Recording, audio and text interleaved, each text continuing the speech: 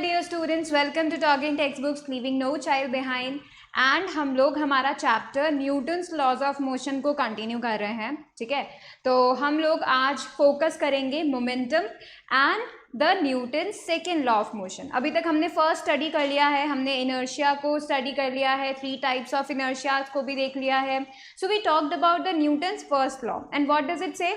ये कहता है न्यूटन का फर्स्ट लॉ कि कोई भी ऑब्जेक्ट अगर जब तक आप उसके ऊपर कोई एक्सटर्नल फोर्स नहीं लगाते तब तक वो अपनी जगह या फिर यू कैन से स्टेट ऑफ रेस्ट, यानी कि अगर वो रुका हुआ है तो वो नहीं चलेगा. ठीक है, कब तक? जब तक कि आप कोई फोर्स नहीं दे देते.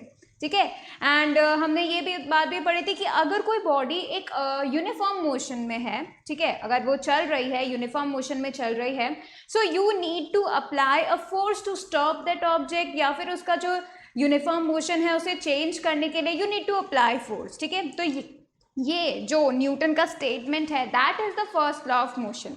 ठीक है, Newton's first law of motion. So ये हमने किस में स्टडी किया था? हमारे पिछले लेक्चर में स्टडी किया था. And this lecture we will be going to study about the momentum and Newton second law. ठीक है, तो ये जो टॉपिक हम लोग डिस्कस कर रहे हैं आज, these are totally important for the Olympiads as well as the your school examination. So basically NTSC में पूछा जा सकता है, राइट.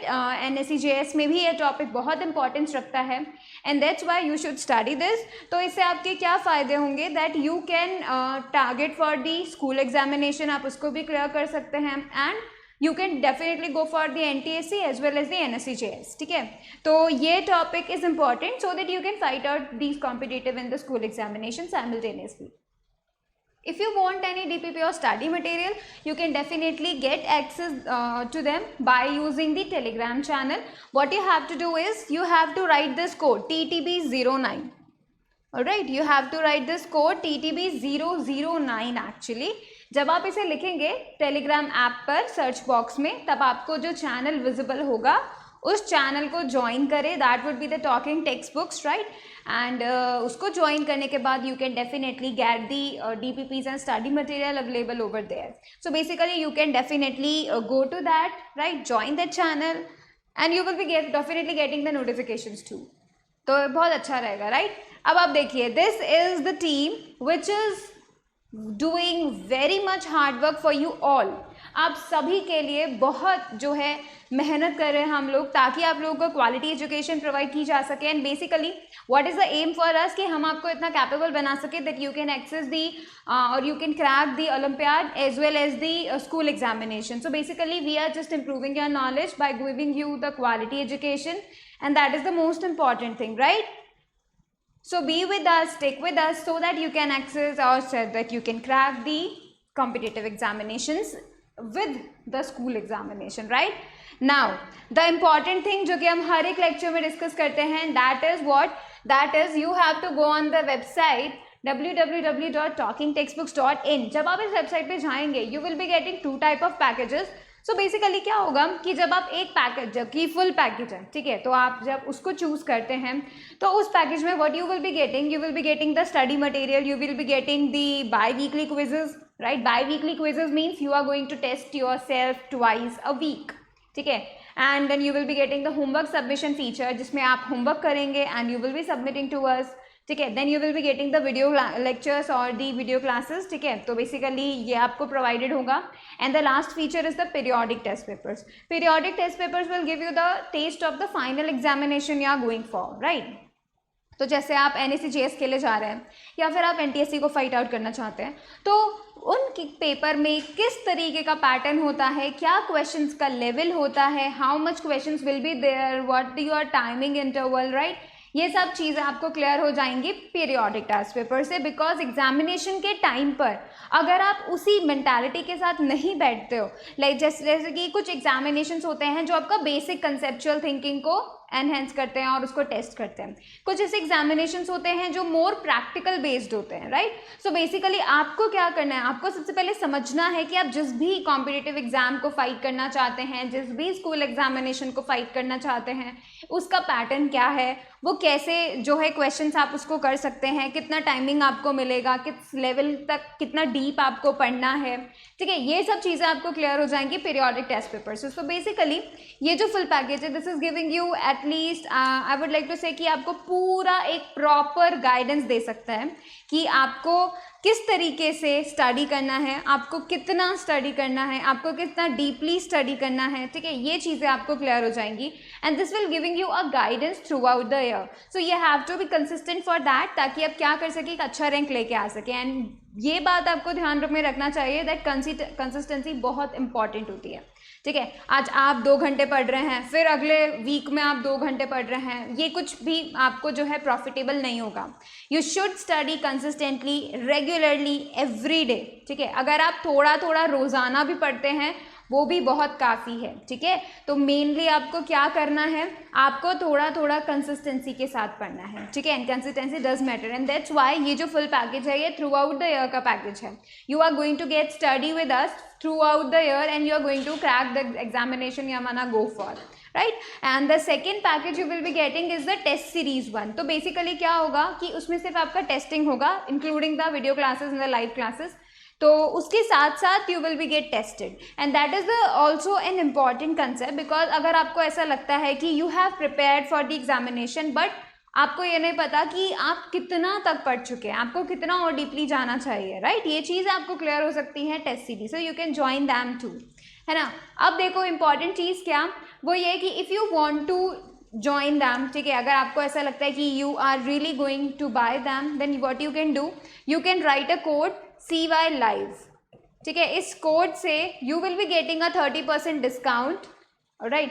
तो बेसिकली आपका इसमें फ़ायदा होगा that if you decided to buy this you can definitely use this code और एनी ऑफ द कोड, ठीक है. ये जो कोड है वो आप किसी भी पैकेज पे लगा सकते हैं जो भी आप talkingtextbooks.in से बाय कर सकते हैं, alright. And the next thing I want to tell you कि अगर आपको कोई क्वेरी होती है कि भाई इनमें जो भी पैकेजेस आप बाय करना चाहते हैं how you are going to benefit from them, तो you can definitely call us and the number is 919549041111. You can call us and then all your queries will be resolved over there, ठीक है. तो अब हम क्या करते हैं, फटाफट से प्रॉमिस कर लेते हैं, right. So promise yourself that you will be watching the whole lecture, you will be making proper notes, you will be revising on a daily basis because consistency बहुत ज़रूरी है, ठीक है.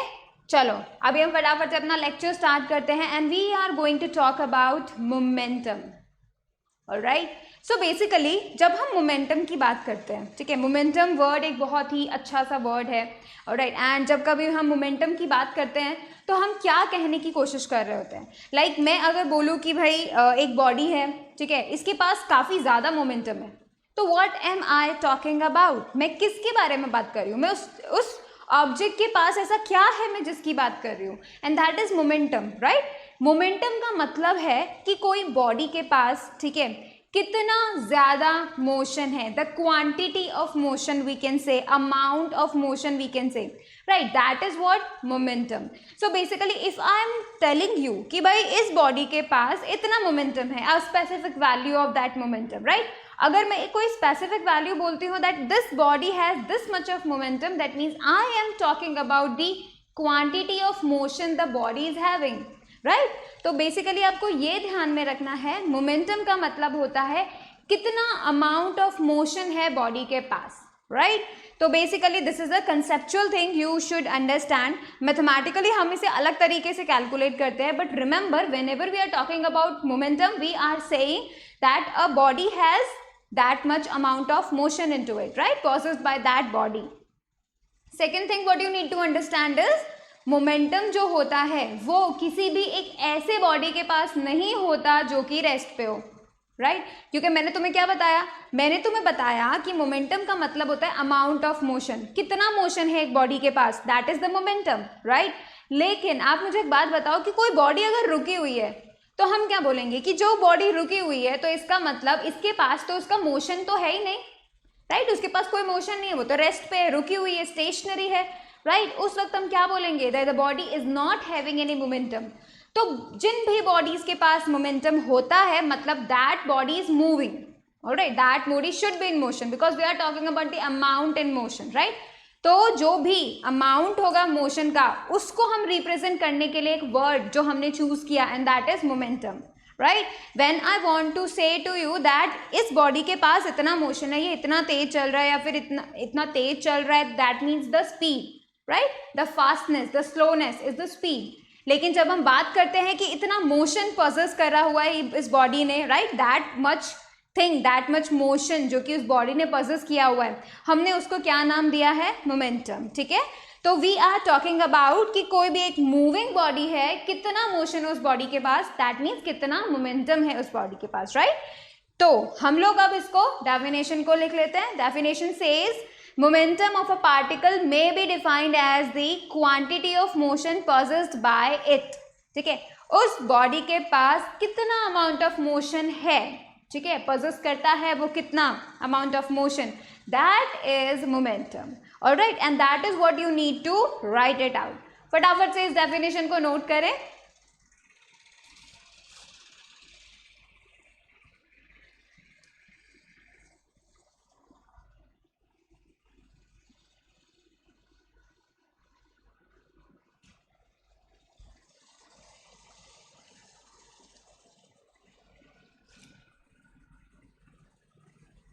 चलो, अभी हम लोगों ने डेफिनेशन देखा। लेट्स टॉक अबाउट मैथमेटिकली, क्योंकि मुझे एक स्पेसिफिक नंबर चाहिए। If I am talking about amount, तो इसका मतलब मुझे एक स्पेसिफिक नंबर चाहिए, तो भी मैं तुम्हें बता सकूँ कि भाई इस बॉडी के पास इतना जो है मोमेंटम है।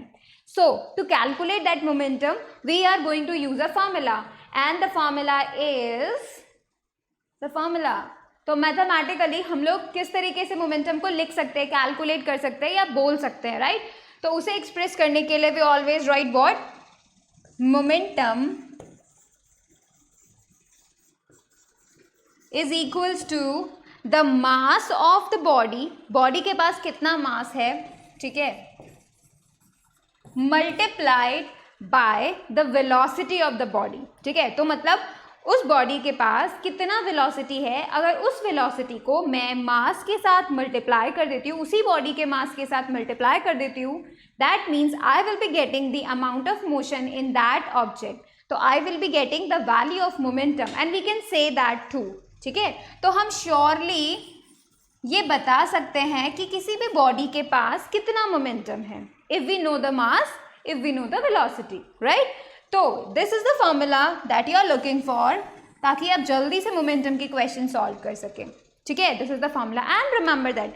अब आप मुझे खुद से बता सकते हैं कि ये जो मोमेंटम है, क्या ये एक वेक्टर क्वांटिटी है या स्केलर क्वांटिटी? बिकॉज मैंने तुम्हें बताया amount of motion. Amount of motion से कोई भी सोच सकता है कि ये स्केलर होगा, क्योंकि we are just talking about amount, लेकिन एक्चुअली में this is not scalar, because the formula में वेलोसिटी आ रहा है and velocity does have a direction, right? तो अगर वेलोसिटी के पास अगर डायरेक्शन होता है तो इसका मतलब कि मोमेंटम के पास भी होना चाहिए, क्योंकि वेलोसिटी तो मतलब इन अ पर्टिकुलर डायरेक्शन, मतलब एक बॉडी के पास कितना स्पीड है in a particular direction, that is the velocity, right? तो अगर मुझे मोमेंटम के बारे में बात करना है तो I want to say that कि ये जो मोमेंटम है वो इस डायरेक्शन में, राइट? अब मुझे बताना है amount of motion in east, that's I want to tell you, and that is the momentum of the body too, right? तो basically this momentum is a velocity multiplied by mass and it is also a vector quantity. ठीक है, अब देखो momentum को जब हम represent करते हैं तो हम किससे रिप्रेजेंट करते हैं? P। ठीक है, small p, not the capital one, small p। So we denote it by, we denote it by small p। ठीक है, स्मॉल p, एंड क्योंकि वेक्टर है तो हम क्या करेंगे, इसके ऊपर एक एरो लगा देंगे। ठीक है, so that's how we are denoting the momentum. Wherever you see this small p with an arrow, you can definitely understand this is momentum. ठीक है, और एक और चीज हम लोग लिखने वाले हैं जो कि इंपॉर्टेंट है, what? Momentum is a vector quantity. Momentum is a vector quantity. ठीक है, ऑलवेज रिमेंबर दैट कोई भी बॉडी अगर रेस्ट पे है that means there is no momentum. जो मोमेंटम को पता करने के लिए the body should be moving, right? That means should have some velocity, because हमें ये बात पता है कि भाई ये जो मास होता है ये चेंज नहीं होता।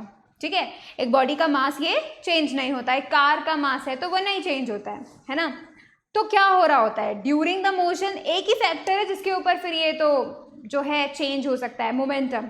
और वो फैक्टर क्या हुआ, वेलोसिटी।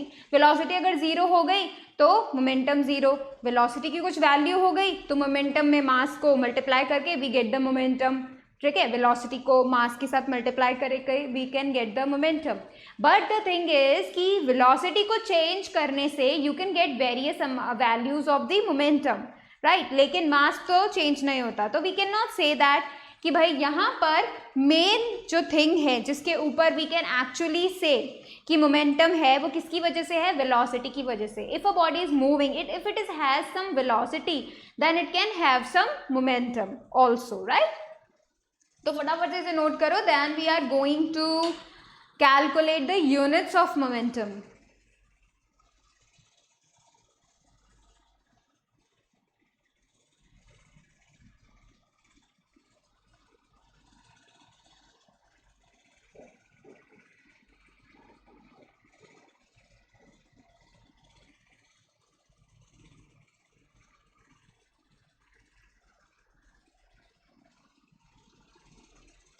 चलो तो अभी हम फटाफट से क्या करते हैं, यूनिट्स ऑफ मोमेंटम देख लेते हैं, ठीक है। ये तो कोई भी बच्चा भी बता दे, बहुत इजी है ये यूनिट्स, ठीक है।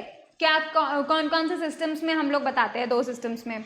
सबसे number one is the SI में, ठीक है। एसआई सिस्टम यानी स्टैंडर्ड सिस्टम में हम लोग क्या बताते हैं, तो देखो हम पहले बात करते हैं एसआई यूनिट ऑफ मोमेंटम, ठीक है।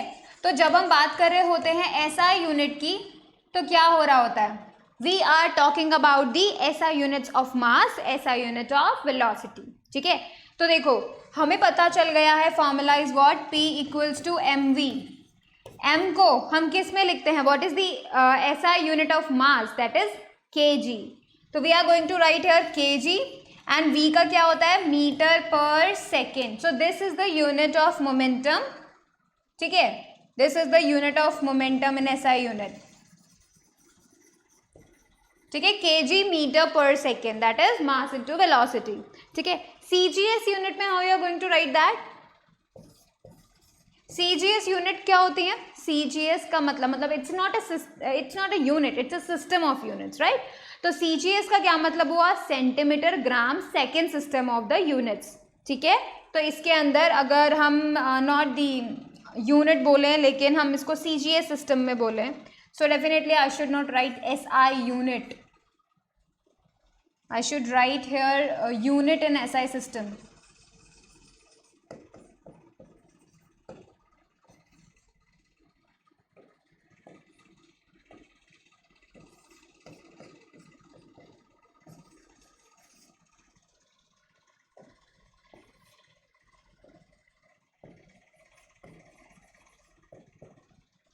ठीक है, इसी तरीके से जो है हम लोग देखेंगे unit in CGS system, CGS system centimetre gram second system, ठीक है। तो unit of momentum in CGS system, तो मुझे क्या मिलने वाला है, we are going to get the CGS unit of mass, और वो क्या होगा, मैंने बताया ना सेंटीमीटर ग्राम सेकेंड, तो ग्राम इज फॉर व्हाट, मास। तो I am going to write here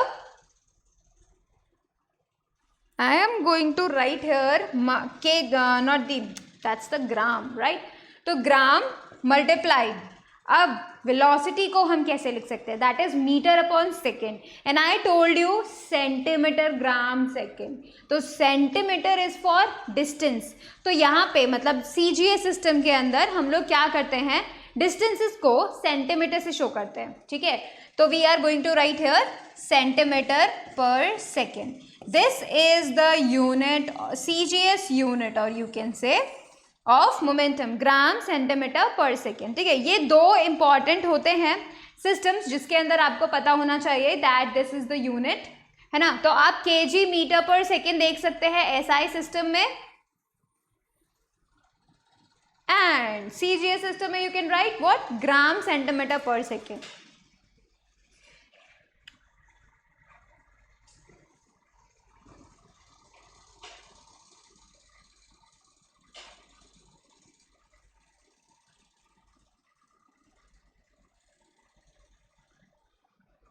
चलो अभी हम देखते हैं the next thing what we are going to study today and that is what Newton's second law of motion. मैंने पहले momentum आपको क्यों बताया, बिकॉज न्यूटन्स का second law of motion is based on momentum.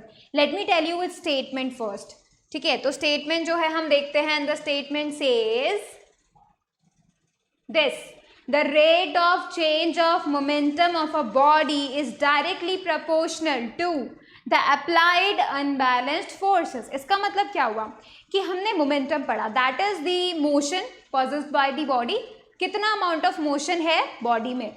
अब ये जो सेकेंड लॉ है वो क्या कहता है, वो ये कहता है कि ये जो मोमेंटम है अगर ये चेंज होता है किसी बॉडी में विद सम टाइम, अगर चेंज होता है तो इसका जो rate of change of momentum हुआ वो क्या होगा, वो किसके प्रोपोर्शनल होगा, वो किसकी वजह से होगा, द एक्सटर्नल फोर्स अप्लाइड, ठीक है।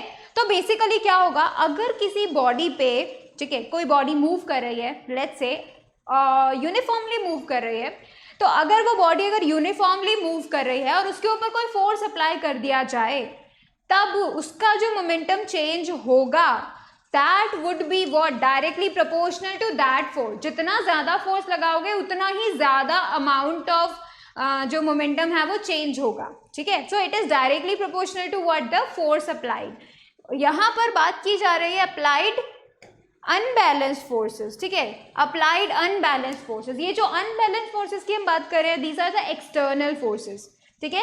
वो क्या है, एक्सटर्नल फोर्सेस हैं। तो बेसिकली वहाँ पे क्या होगा, आप एक्स्ट्रा फोर्स लगा रहे हो, दिस इज आउटसाइड फोर्स, ठीक है, अंदर का कोई फोर्स की हम बात नहीं कर रहे हैं। We are just talking about the outside force, the external force, and that will be causing you the unbalanced one, ठीक है। अब देखो इसको हम मैथमेटिकली कैसे लिख सकते हैं, वी कैन डेफिनेटली, मतलब ये तो स्टेटमेंट हुआ, तो इसको सिंपल आप मैथ्स में कैसे लिख सकते हो, तो we can definitely say that we will going to write rate of change of momentum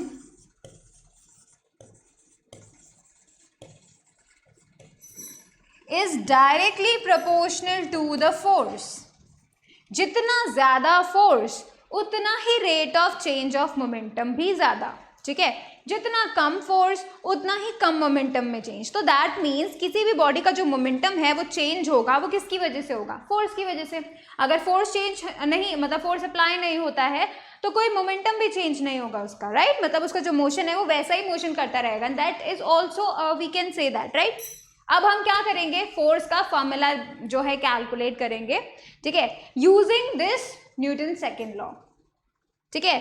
so let me tell you that force का formula for force that we are going to calculate, ठीक है। So let's talk about a scenario. इसमें क्या होता है कि एक object है, देखो एक let's say this is the surface, ठीक है, ये है एक सरफेस, और क्या हो रहा है कि एक m मास की बॉडी है, this is body of mass m, and ये जो बॉडी है ये किस वेलोसिटी से मूव कर रही है, this is moving with u velocity, ठीक है, ये u वेलोसिटी से मूव कर रही है, m मास की बॉडी है and that is rolling ahead, ठीक है, मूव कर रही है। फिर क्या किया कि एक फोर्स अप्लाई किया गया इस बॉडी पे, ठीक है।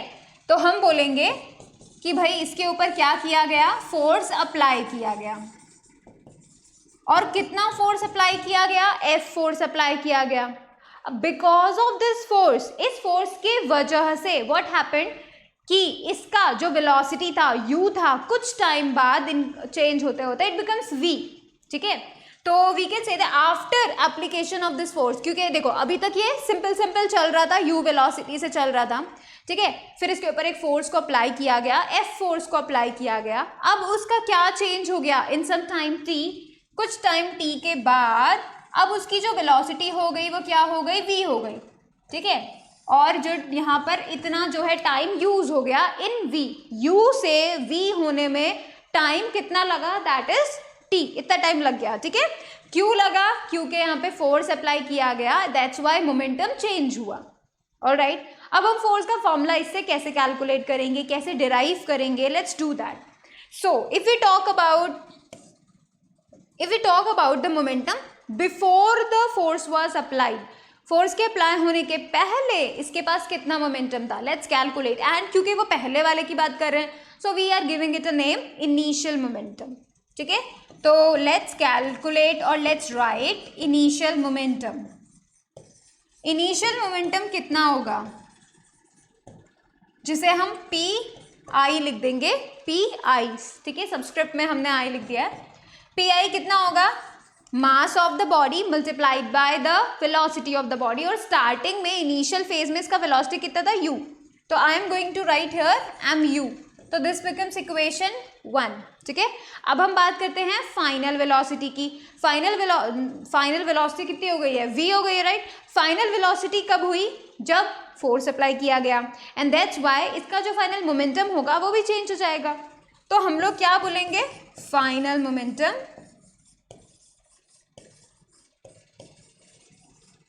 दैट इज पी एफ, क्या है, एम वी, इक्वेशन 2, ठीक है। अब हम देखते हैं कि ये जो मोमेंटम चेंज हुआ एम यू से एम वी, जो मोमेंटम चेंज हुआ, इसका क्या रेट है चेंज होने का, ठीक है, मतलब कितनी देर में चेंज हुआ, क्या रेट से चेंज हुआ, let's do that, right that, ठीक है।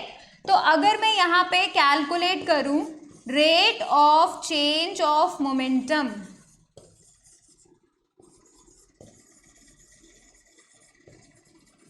ठीक है, तो डेफिनेट सी बात है, what I am going to write, final minus initial divided by the time, because it is changing with time, ठीक है।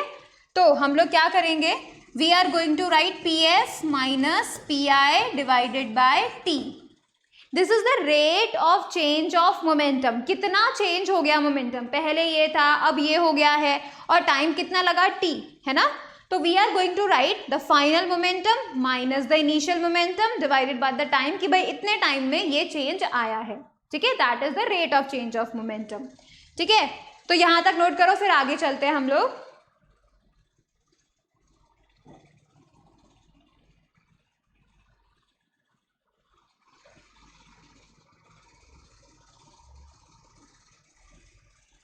ठीक है, अब हम क्या करते हैं, डायरेक्टली पी एफ की जगह पी आई की जगह पे इन वैल्यूज को पुट कर देते हैं, है ना। तो चलो,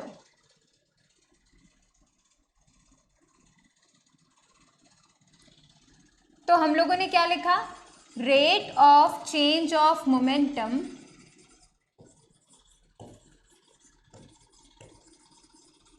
कितना हो गया है, जब हम वैल्यूज को पुट कर देंगे तब हमें क्या मिलेगा, हमें मिलेगा M V minus M U divided by T, ठीक है।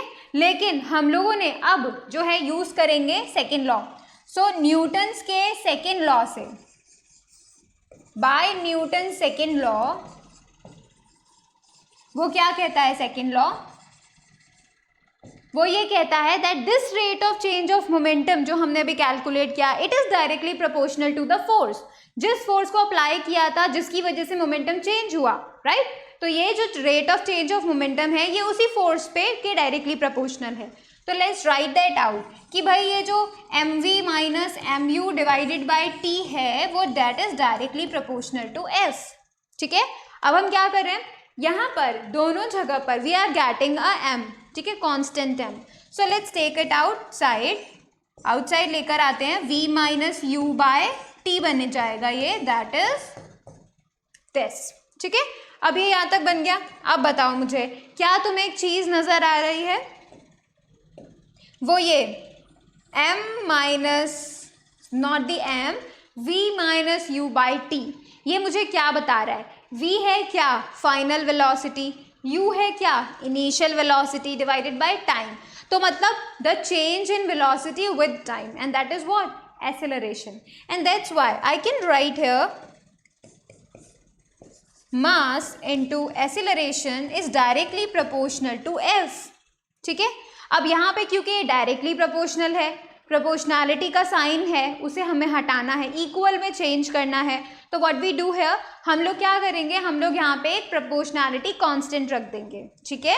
So what we can get here, अगर मुझे ये प्रोपोर्शनैलिटी का साइन हटाना है, so I can get here a constant k m ए, ठीक है। So we can write this, ठीक है। अभी आपने देखा डायरेक्टली प्रोपोर्शनल के साइन को हमने हटा दिया and we can get a proportionality constant K, ठीक है, just a K, it's a value, it's a number, ठीक है। तो यहाँ तक नोट करो, then we will be moving on.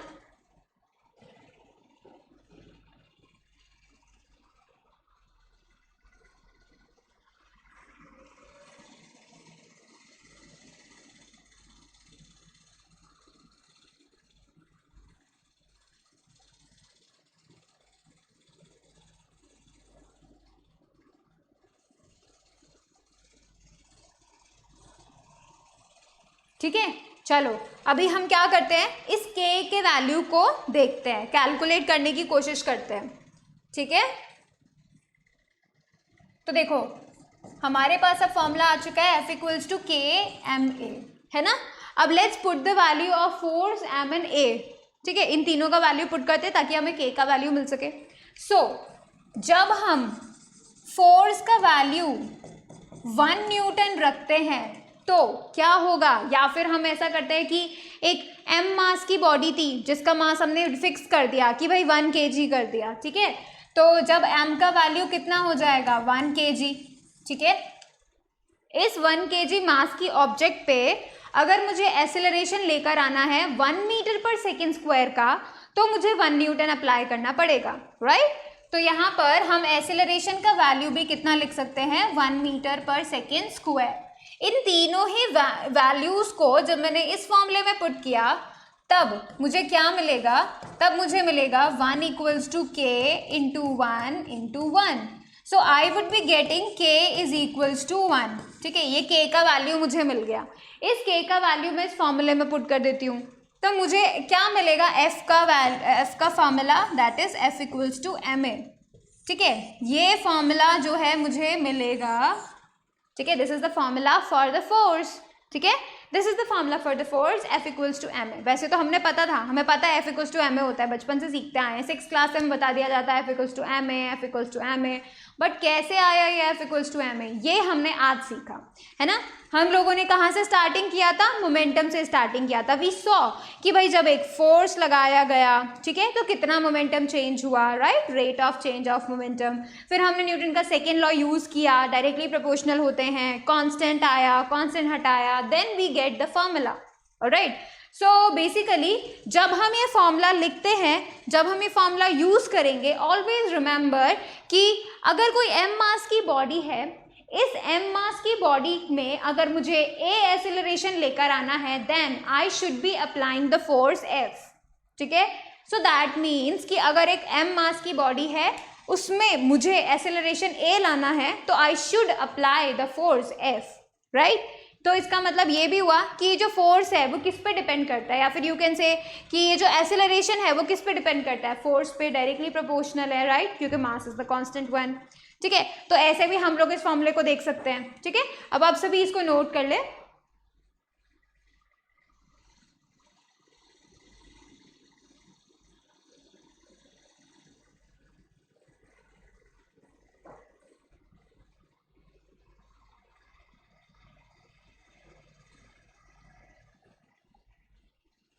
और इतना तो हमें जो है पता ही चल गया है कि भाई जब हम डायरेक्शन की बात करेंगे, ये तो फिर भी क्वांटिटी या फिर as you can say magnitude है। ठीक है, नंबर मिल जाएगा तुम्हें इस वैल्यू से, मास इनटू एक्सेलरेशन करते ही।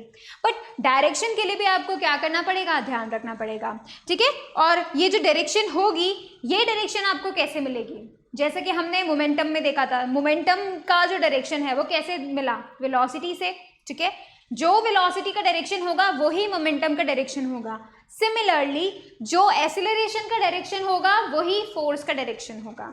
ठीक है, या फिर आप ये कह सकते हैं कि जो फोर्स का डायरेक्शन होगा, जिस भी डायरेक्शन में फोर्स लगाया गया है उसी डायरेक्शन में एक्सेलरेशन भी होगा। ठीक है, ये चीज भी हम लोग बोल सकते हैं। As we all know this is the vector quantity also, है ना। चलो अभी हम पढ़ते हैं units of force. We are going to deal with the units, different types of units. ठीक है, हम 4 यूनिट्स पढ़ने वाले हैं। The first one is the SI system. SI system के अंदर जो हम यूनिट पढ़ेंगे, फोर्स की यूनिट पढ़ेंगे, दैट इज द एसआई 1। और उसमें देखो F equals to M A formula होता है, right. F equals to M A formula होता है ना। अब ध्यान से देखो, F equals to M A को एस एम को नॉट दी एम को हम ऐसा यूनिट में क्या लिखते हैं, kg, है ना, kg लिखते हैं। और जो एक्सेलरेशन है उसका ऐसा यूनिट में क्या होता है, metre per second square. So we get this kg metre per second square. This is the SI unit. और क्योंकि हम हर जगह kg metre per second square, kg metre per second square नहीं लिखना पसंद करते कई लोग, तो वो क्या कर सकते हैं, वो न्यूटन भी लिख सकते हैं. ठीक है, न्यूटन भी लिख सकते हैं. तो ये जो न्यूटन है इसी को हम क्या बोलते हैं, 1 kg metre per second square. इसी को ही हम क्या बोल देते हैं, न्यूटन बोल देते हैं. ठीक है, मतलब दूसरा नाम है. तो अगर कोई न्यूटन बोले तो भी तुम समझ जाओ that KG metre per second square की बात हो रही है ना. तो आपको क्या करना है, ये ध्यान रखना है, फोर्स का ऐसा unit KG metre per second square भी होता है और फोर्स का ऐसा यूनिट न्यूटन भी होता है. ठीक है, तो कंफ्यूज नहीं होना है आपको. अब देखो, अगर इसमें m का वैल्यू मैं 1 kg रख देती हूँ, एक्सीलरेशन प्रोड्यूस हो गया है बॉडी के अंदर 1 मीटर पर सेकेंड स्क्वायर, तो फोर्स का वैल्यू कितना होगा, that would B how much, 1 Newton. So I would be getting 1 kg की बॉडी है, 1 metre per second square acceleration उस पर आ गया है फोर्स की वजह से, तो कितना फोर्स है, वो 1 न्यूटन का फोर्स है. ठीक है, तो आपको ये बात ध्यान में रखनी है. देखो, if a force is applied on a body of mass 1 kg and acceleration produces 1 metre per second square, तो it would be 1 newton. Simple सी बात है ना. हम इसे 1 वैल्यू पुट करनी है. तो अगर 1 kg का मास लोगे तुम, उसके ऊपर तुमने लेट्स से फोर्स अप्लाई किया और उस फोर्स की वजह से 1 मीटर पर सेकेंड स्क्वायर का एक्सेलरेशन प्रोड्यूस हो गया उस बॉडी में, तो वो कितना फोर्स था, वो 1 न्यूटन का फोर्स था. ये हम बताना चाहते हैं, है ना. अब हम सेकेंड यूनिट की बात करते हैं. Second unit is the CGS1 obviously, तो हम उसको बात करते हैं CGS1 में. ठीक है, अब देखो CGS में क्या करते हैं, एक नया नाम आता है. देखो ध्यान से देखना, F equals to M A समझ में आता है. m की CGS यूनिट क्या हुई, ग्राम. m की CGS यूनिट ग्राम. एक्सेलरेशन की CGS unit centimetre per second square, because CGS में क्या होता है, सेंटीमीटर ग्राम सेकेंड. ठीक है, तो हमें क्या करना है, ऐसे लिखना है, ग्राम सेंटीमीटर पर सेकेंड स्क्वायर. अब इस ग्राम सेंटीमीटर पर सेकेंड स्क्वायर को भी एक नाम दे दिया. ठीक है, जैसे उसको न्यूटन दिया था KG metre per second square को, इसको क्या नाम दिया है, डाइन. ठीक है, ये डायन वाला नहीं है बट इट इज डाइन, है ना.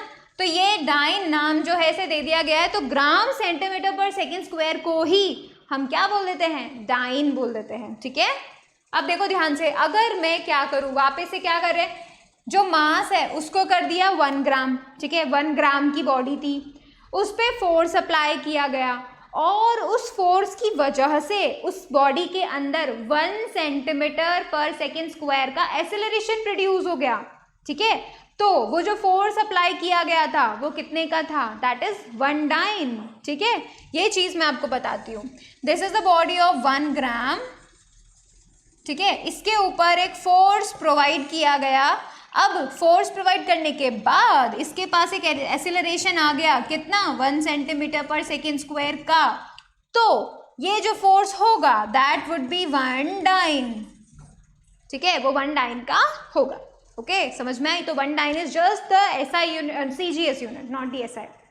ठीक है, तो चलो इसको आप नोट कर लो, फिर हम एक और जो है आपको यूनिट बताते हैं.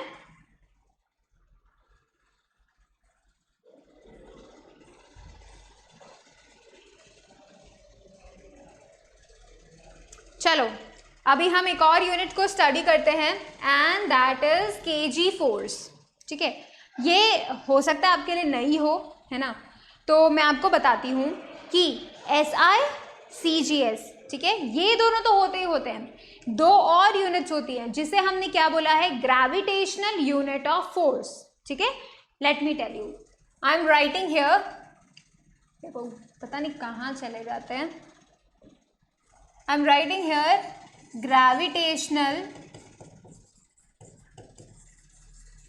unit of force in SI system.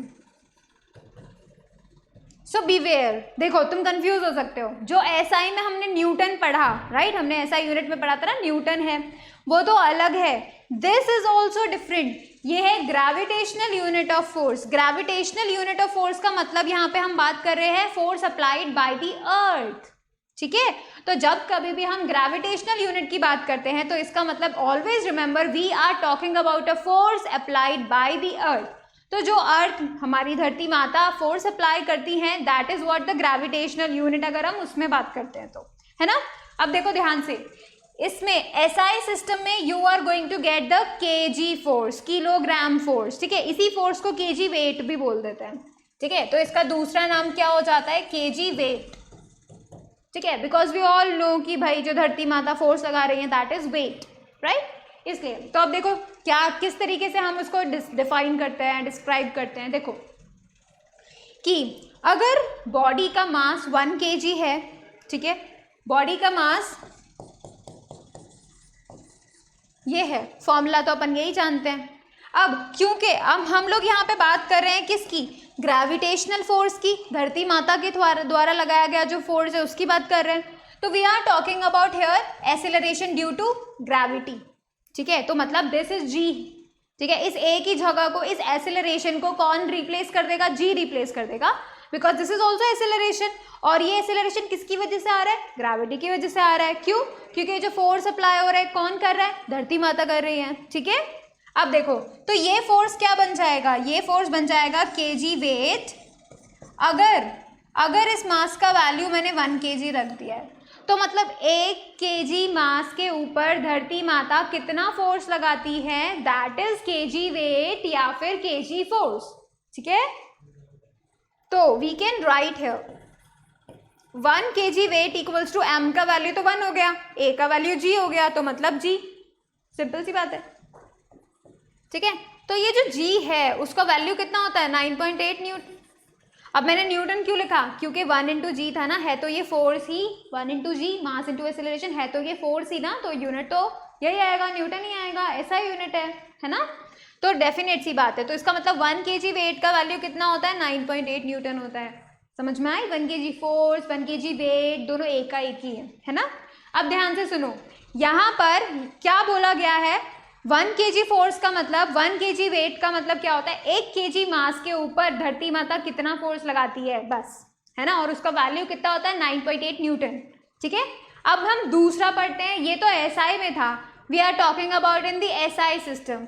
Gravitational unit of force in CGS system भी होता है, वो मैं तुम्हें बताती हूँ, and that is the gram force. ये देखो ये रहा वो। So we are talking about here gravitational unit of force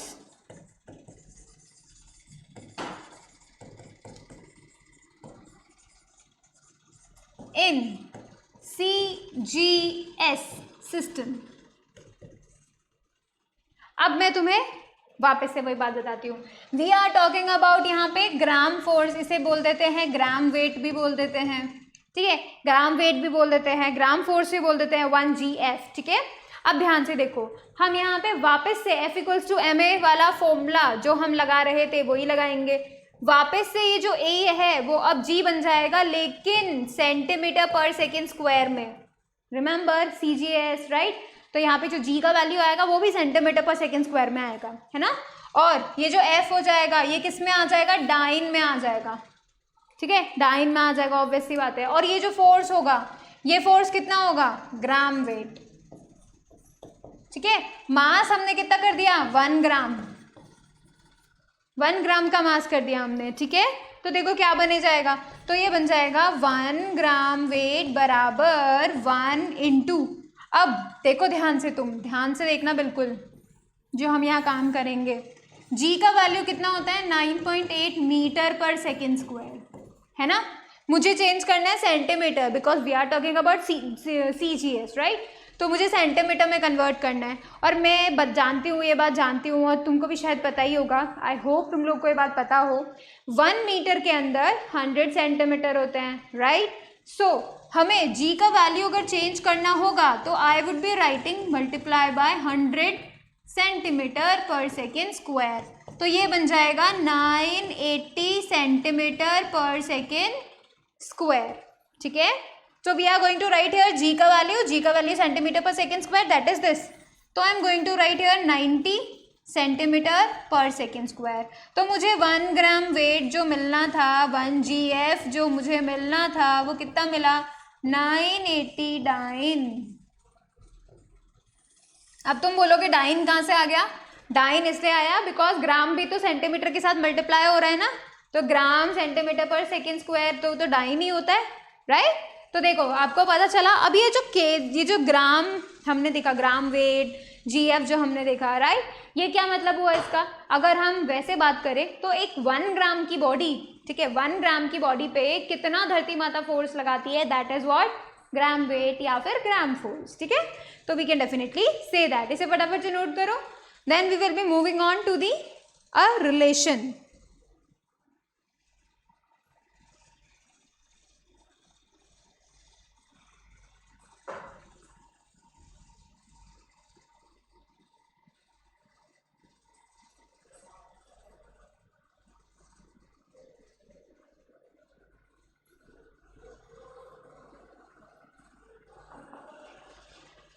चलो अभी हम बात करते हैं relation between Newton and dyne, ठीक है। न्यूटन और डाइन में जो रिलेशन हमें देखना है, क्योंकि कई बार क्या होगा, एसआई में सीजीएस का कन्वर्जन तो चलता रहता है, तो इसका मतलब न्यूटन से डाइन का कन्वर्जन भी चलेगा, डेफिनेट सी बात है। कई बार क्वेश्चंस में आ जाता है, आप लोगों को कंफ्यूज करने के लिए कई बार ऐसा पूछ लिया जाता है। सो हम न्यूटन और डाइन को, इन दोनों का रिलेशन बताने की कोशिश कर रहे हैं। सो वी ऑल नो कि भाई 1 न्यूटन का मतलब क्या होता है, 1 kg metre per second square, ये तो अपन को पता है ना। kg ऐसा है, मीटर पर सेकेंड स्क्वायर ऐसा है, F इक्वल्स टू ma, और इसी को हमने बोला 1 न्यूटन। अब हम क्या कर रहे हैं, kg को ग्राम में चेंज कर देते हैं, मीटर को सेंटीमीटर में चेंज कर देते हैं, बिकॉज हमें डाइन लेकर आना है। देखो न्यूटन तो क्या हो जाता है, न्यूटन तो हो जाता है kg metre per second square, और डाइन क्या होता है, डाइन होता है ग्राम centimetre per second square. So basically मैं KG metre per second square को ग्राम सेंटीमीटर पर सेकेंड स्क्वायर में कन्वर्ट करना चाहती हूँ। अगर ऐसा हो जाता है तो ऑब्वियस सी बात है कि हम न्यूटन और डाइन का रिलेशन भी कैलकुलेट कर पाएंगे, ठीक है। तो अगर मुझे केजी को ग्राम में चेंज करना है तो what I will be doing, multiplied by 1000, right, 1000 होता है। So we can say that कि it is 1000 gram multiplied by, अगर मुझे मीटर को सेंटीमीटर में चेंज करना है तो I will be multiplying by 100, ठीक है। So we can write 100 centimetre, और सेकेंड को चेंज करने की जरूरत ही नहीं है, ठीक है, बिकॉज टाइम का यूनिट तो सेकेंड ही रहेगा, है ना, उसको चेंज नहीं करना है हमें। अब देखो 1 2 3 4 5, सो I can say that it is 10 की पावर 5 ग्राम सेंटीमीटर पर सेकेंड स्क्वायर। अब मुझे बताओ ग्राम सेंटीमीटर पर सेकेंड स्क्वायर को हम क्या बोलते हैं, डाइन बोलते हैं। सो आई वुड बी राइटिंग कि भाई 1 न्यूटन इक्वल्स टू कितना हुआ, 10 की पावर 5 डाइन, ठीक है। और यही है हमारा relation. This is the relation between the SI unit of force and the CGS unit of force, that is newton and dyne. इन दोनों के बीच का रिलेशन है ये, ठीक है। तो आप इसे फटाफट से नोट करो, because this relation is important, conversion में बहुत जरूरी है ये।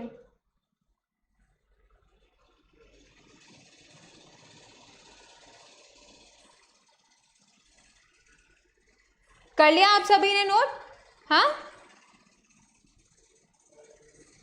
चलिए फिर अब हम करते हैं एक क्वेश्चन, ठीक है, फटाफट से क्वेश्चन कर लेते हैं, बल्कि एक और है, ठीक है। चलो, the net force acting on a body of mass 1 kg moving with a uniform velocity of 5 metre per second is, फटाफट से बताएंगे कितना फोर्स होगा इस बॉडी के ऊपर, वो यूनिफॉर्म वेलोसिटी से जा रही है 5 metre per second square, 5 metre per second only, ठीक है। 5 metre per second is the velocity of the object and mass is 1 kg, तो कितना फोर्स होना चाहिए बोलो। इस क्वेश्चन में पहले मैं आंसर बता दूं, ठीक है। तो देखो मैं बताती हूँ कि इसका C option is the correct one, ठीक है, C option is the correct one. 0, why 0? Because the body is moving with a uniform velocity, ठीक है।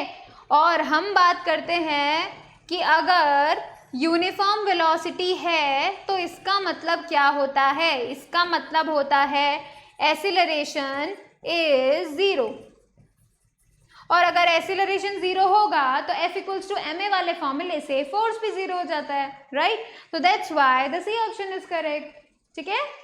चलो अभी एक और क्वेश्चन हम देख लेते हैं।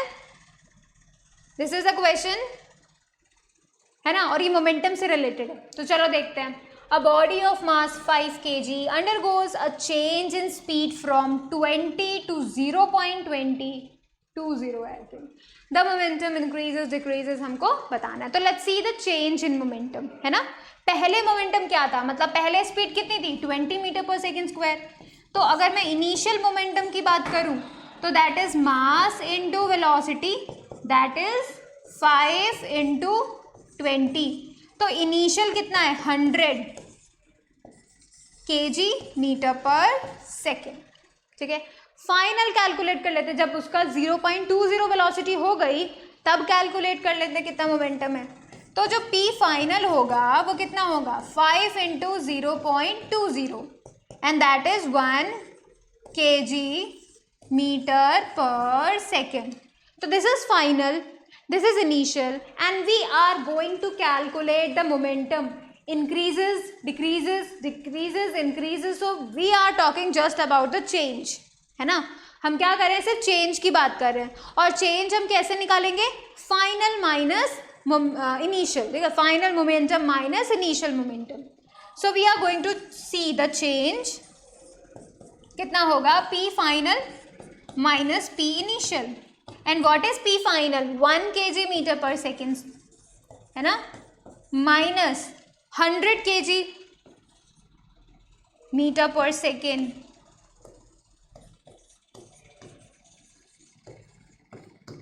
अब 1 के अंदर से 100 अगर माइनस हो रहा है, what we will be getting, minus का 99 kg मीटर पर सेकेंड। और ये माइनस क्या शो कर रहा है, माइनस इज शोइंग दैट यहाँ पे डिक्रीज हो गया है ना। तो जो देखो खुद से देखो, पहले कितना था 100 था, अब 1 हो गया, 100 में से 1 हो गया ना, अब क्या हुआ 99, मतलब डिक्रीज हो गया। तो that's why we can say that, कौन सा ऑप्शन सही है, decreases by 99 kg metre per second, ठीक है। तो we have calculated the change, we have calculated the decrease, ठीक है।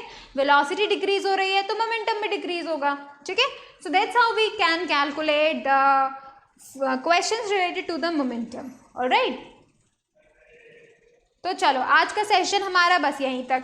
Thank you so much for watching the video. Please like it, share it, subscribe it, and definitely do not forget to click on the bell icon so that you can remain notified for the upcoming videos, and do not forget to revise the momentum in Newton's second law. Also try out as many questions from the module, definitely, then we will be going to discuss the solutions too. Thank you so much.